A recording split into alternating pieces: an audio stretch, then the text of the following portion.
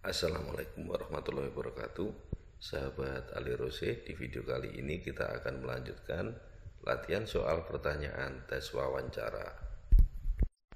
Selanjutnya mengenai pengetahuan kewilayahan. Pertanyaan pertama, berapa total desa di wilayah domisili Anda? Sebutkan setidaknya 10 nama desa. Jawabannya disesuaikan dengan kondisi desanya masing-masing.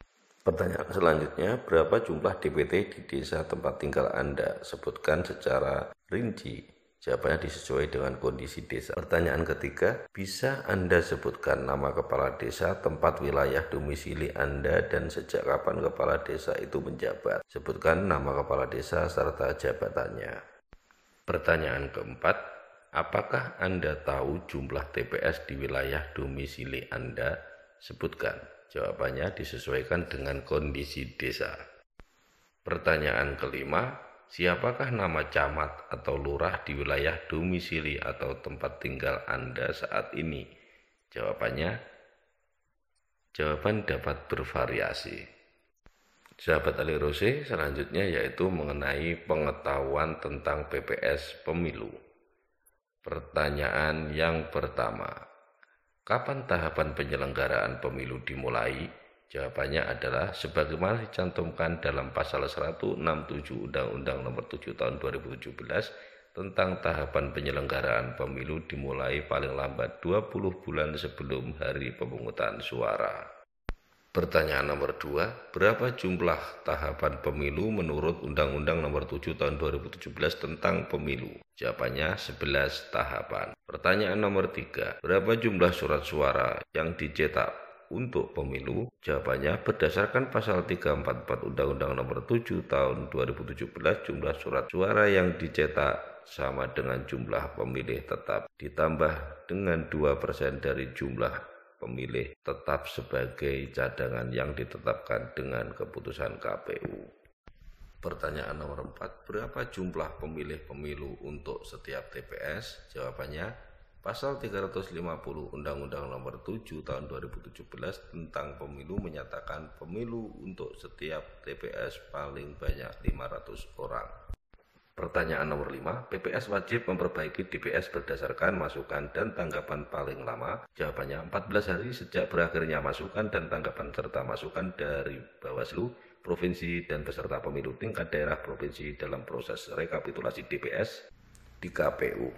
Pertanyaan nomor 6, berapa lama PPS mengumumkan daftar pemilih sementara hasil perbaikan DPS HB pada tempat yang mudah dijangkau untuk mendapat masukan dan tanggapan masyarakat dan atau peserta pemilu? Jawabannya 7 hari. Pertanyaan selanjutnya, perbaikan daftar pemilih tetap atau DPT dilakukan dengan cara, jawabannya mencoret pemilih yang tidak memenuhi syarat sebagai pemilih, melengkapi atau memperbaiki elemen daftar pemilih, dan menambah pemilih baru.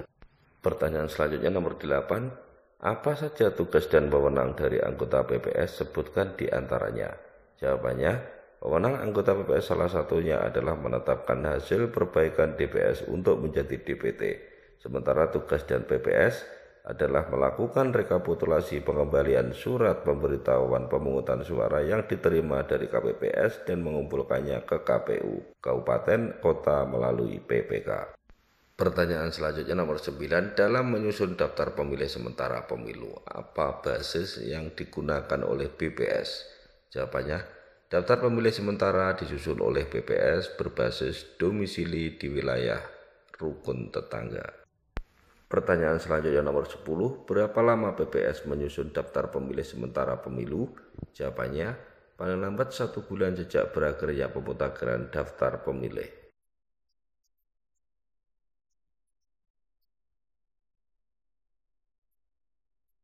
Pertanyaan selanjutnya nomor 11, PPS wajib memperbaiki daftar pemilih sementara pemilu berdasarkan masukan dan tanggapan masyarakat atau peserta pemilu paling lama?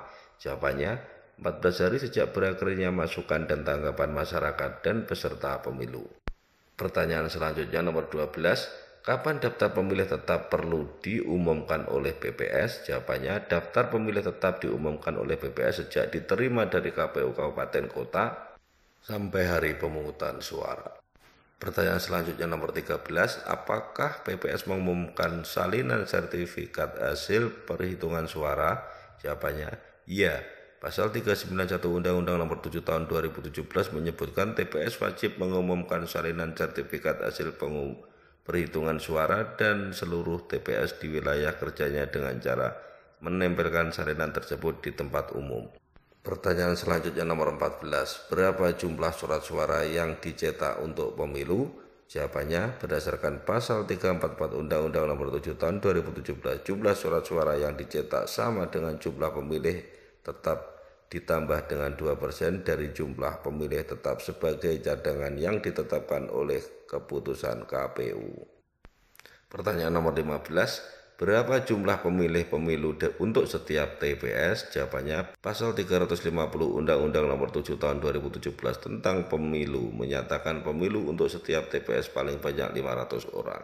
Pertanyaan nomor 16, berapa jumlah maksimal peserta kampanye pertemuan terbatas pada pelaksanaan kampanye tingkat kabupaten kota? Jawabannya, pertemuan yang diikuti paling banyak oleh 1.000 orang. Pertanyaan selanjutnya nomor 17, bagaimana rumus penentuan jumlah anggota KPU Kabupaten Kota dan Bawaslu Kabupaten Kota?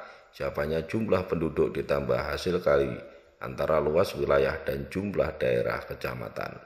Pertanyaan nomor 18, peserta pemilu pelaksanaan punya dan tim kampanye yang menerima sumbangan dari pihak asing maka harus, jawabannya, A. melaporkan pada KPU dan menyerahkan sumbangan tersebut kepada kas negara pada lambat 14 hari setelah masa kampanye pemilu berakhir. Pertanyaan nomor 19. Pemilu diselenggarakan dengan 11 tahapan penyelenggara pemilu dimaksud sudah harus dimulai paling lambat. Jawabannya 20 bulan sebelum hari pemungutan suara. Pertanyaan nomor 20, pertanyaan yang terakhir, masyarakat pengawas pemilu dan atau peserta pemilu dapat menyampaikan masukan dan tanggapan terhadap daftar pemilih sementara atau DPS. Jawabannya, paling lama 21 hari sejak DPS diumumkan oleh PPS. Nah, sahabat ahli Rose, mungkin itu yang bisa kita sharingkan terkait pertanyaan tes wawancara PPS. Jadi jawaban-jawaban itu adalah standar minimal, bisa sahabat ahli Rose jabarkan sesuai dengan lingkungan, sesuai dengan daerah sahabat Rose semuanya. Saya akhiri, wassalamualaikum warahmatullahi wabarakatuh.